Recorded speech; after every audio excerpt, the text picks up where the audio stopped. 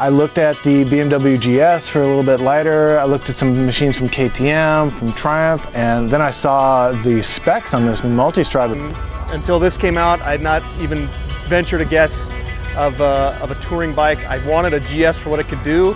I hated riding it. When I got on here, everything changed. We could have bought a FJ, or we're also looking at the BMWs. We test rode the BMW. I could have bought a Honda VFR 1200. My wife sent me down out to buy a BMW.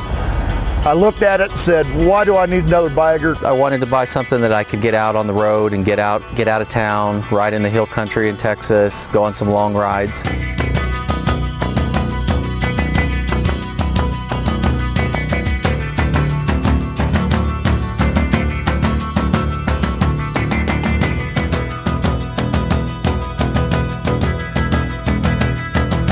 Biggest surprises of the bike was how well it handles, how well it corners. It's got a lot of thrust. You've got to hang on to the bars and be ready for it, because when you pull the trigger, it's gone.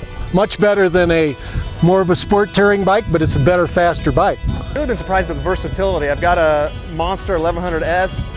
I named this my truck because it just kind of does everything. All the bikes we've had the Hondas, the Kawasaki's, it's been the most comfortable bike. And as an Italian, I'll attest to the fact it's just exciting riding that bike. Even as a passenger, it's very exciting.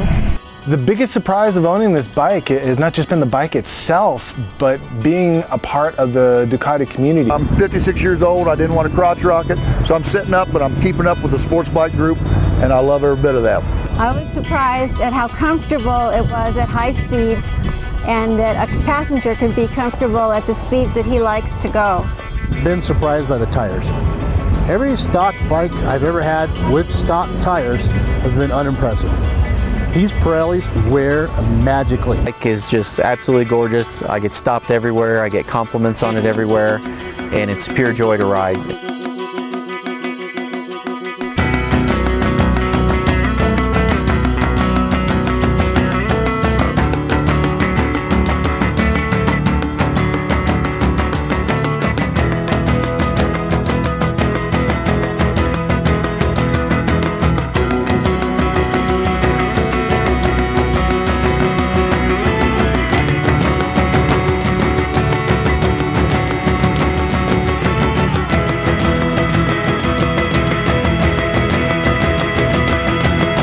That's probably my favorite part of the bike, is the 4 riding modes.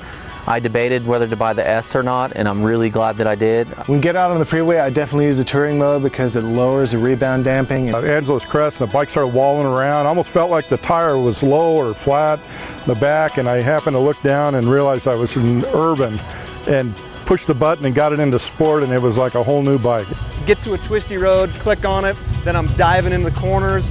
We had to get up on a mountain, yesterday, so I flipped it in enduro mode. I jumped the thing. And being able to go in that tour mode, especially for her in the back, it softens it up a lot. With the Southern California's deferred maintenance on the freeways, they're like paved motocross tracks, so I end up in enduro mode a lot of times just to smooth the ride out. The sport mode is the Italian mode, okay? The touring mode is the BMW mode. The suspension adjust was why I bought the bike.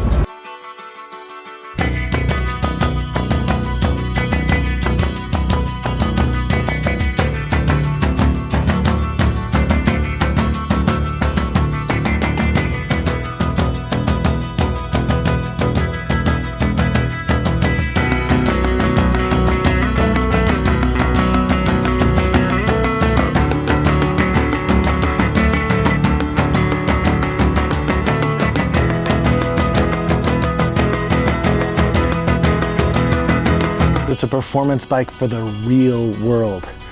The real world is not built like a racetrack. Position so you're comfortable the whole way.